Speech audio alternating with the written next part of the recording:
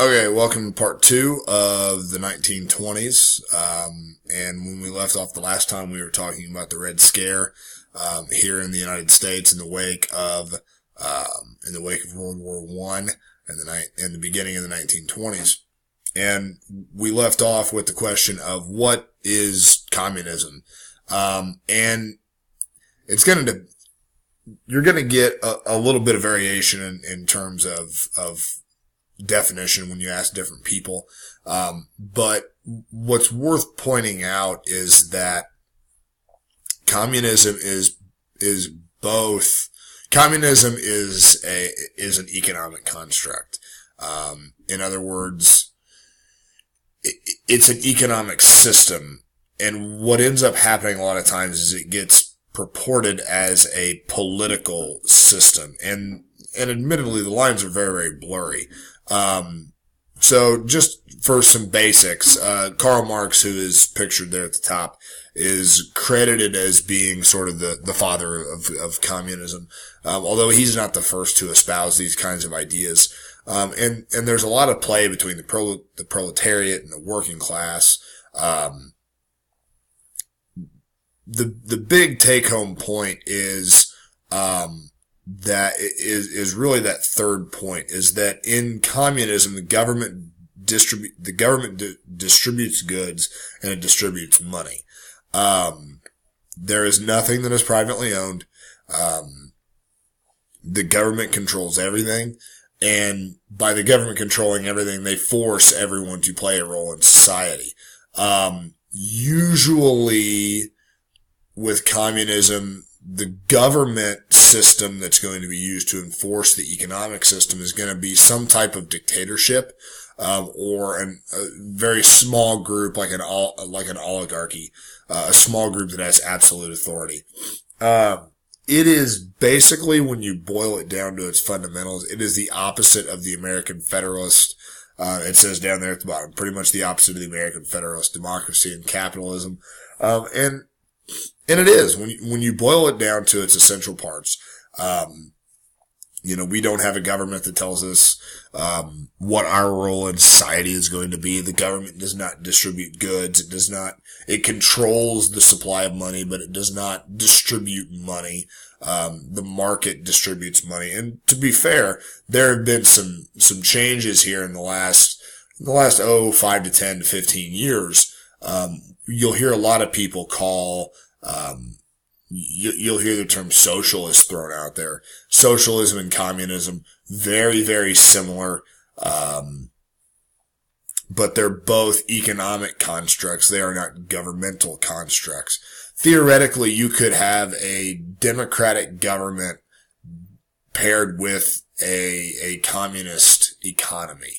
But it would be very, very difficult. And to come up with an example off the top of my head, I'm really kind of struggling. I'd have to do a little bit more research. So when we talk about the Red Scare, communism is what folks back here in America are afraid of, because it is seen as the opposite of everything that we hold near and dear to our hearts. Now, during this time period as well, and the Red Scare is sort of reflected in this, we also see that immigration begins to slow during the 1920s, partially because of fear of things like communism, partially because of those isolationist tendencies we talked about in part one. There's also more of an economic fear, in the sense of immigrants taking away American jobs. And because of that, we see the Immigration Acts of 1921 and 1924. And it gives you a number there of about 150,000. The way that this works, and you can kind of see in the political cartoon there to the left, you want to think about it as a funnel whereby all of your European countries, they would be restricted to a percentage of their population that is, proportional to the percentage of that ethnicity, or the percentage of people from that country that are already in the United States. So, for example, Germany, we're only going to allow a certain percentage, if the German population in the United States at that time, we'll say, is 10%, we're only going to allow 10% of the German population to come into the United States. That's a rough idea of sort of what these immigration acts are like. Now, this does not apply to everybody. Mexico, for example, immigration from Mexico is not restricted during this time, because one, they are in high demand in the American Southwest. In terms of seasonal workers, there was a lot of sort of ebb and flow of, Mexican citizens coming across the border in the United States for seasonal employment. And then when that employment was done, they would go back across the border to their homeland. And they could easily be sent back should they violate laws and so forth and so on. And the same is true for Canadians as well. Canadians are also not restricted, per these immigration acts in 1921 and 1924, for sort of the same reason. They're not as important to the American Northwest as the Mexican immigrants are to the American Southwest. But Canadians are still used for timber. Will still come across into America to work, to fell lumber and work in the timber industry and so on and so forth. So we do have a little bit of a check put on immigration. We're also going to see in the 1920s, and this is, sort of one of those dark sides of American history, the rise of the KKK. And the Klan is going to rise again because of that Great Migration that we talked about, there at the end of our chapter on World War I. As blacks migrated northwards, those anti-immigrant feelings increased, and along with those anti-immigrant feelings, you get the anti-black feelings as well. Now the Klan is infamous for their discrimination against African Americans, but they are really against anyone who is not, what we call a WASP, a white Anglo-Saxon Protestant. They target Jews, they target Catholics. Membership is going to greatly increase outside of the South. There's even going to be, some large influence in state politics. And yes, membership soaring outside of the South includes here in Indiana. I am very well aware of the history, the alleged or the confirmed history, depending on who you talk to, of Attica. But Indiana at large has a rather checkered history, with the Klan around this time period. Although in the late 20s, as we begin to turn towards the 1930s, there's a lot of really bad publicity. People grow very, very tired of the violence. They begin to be seen as terrorists, which is the way that they would be viewed today, by the way, should the Klan conduct activities today that they used to conduct back in the early 1900s. The Klan does still exist. I think we've talked about this before, but they exist really more as a political group, as an advocacy group. Very, very, very rarely will you see sort of the picture there on the top right, the stereotypical, quote, Klan rally, unquote. Very, very rarely will you see that. It's not to say that they don't happen at all, but it's just that they are pretty rare at this point in history.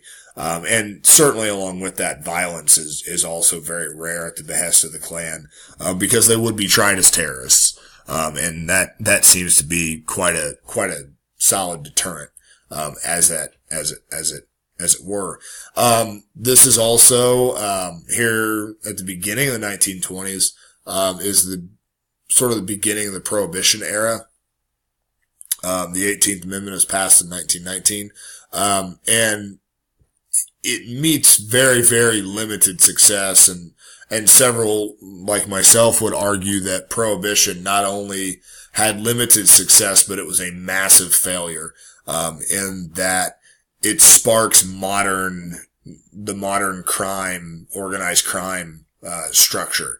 Bootleggers are going to make a ton of money by illegally making and then selling alcohol, because the law is not very easily enforced. And many Americans remain very much attached to alcohol. And because of those two things, you have, organized crime bosses like Al Capone, who's pictured there on the top right. Very violent, very successful in his own right, but very violent. And this is sort of the rise of what we now know today as, gangs, as, if you watch movies and you hear, talk of the mafia and crime bosses and things like that, all of that can be traced back to prohibition of alcohol. One could make the case that, modern organized crime looks completely different if prohibition is never passed, if we never go through this period of time. And they're really preying on the fact that prohibition was passed by a narrow margin. There were still a lot of people who embraced alcohol as a part of their lives, and it caused so much disorder that it is eventually repealed by the 21st Amendment in 1933. But by then, the damage is already done. You already have the organized crime. And so when you make alcohol legal again, one would argue that you actually make the organized crime, even more dangerous, because now they don't have to worry about smuggling, alcohol, because alcohol is completely legal. You don't have to go through these shady characters anymore. And so they move on to, sort of more devious and more diabolical things. So I would argue that not only is it limited success, and there are some successes, but they're not only very limited, but they're far outweighed by the rise of organized crime, in the early 1920s. Guys like Billy Sunday, who's pictured in the front right, they were the ones that really pushed for, prohibition. And prohibition was a part of a larger movement called fundamentalism. And I think this is probably a good place to stop, part two. I know that this one's a little bit late in being put out there. But there again, I'm anticipating that most of you are probably going to be waiting until the last minute to watch these anyway. So I think we're going to call part two right there. And we'll pick up with fundamentalism when we start part three. So I hope you guys are having a great break, and we'll see you back here in a little bit.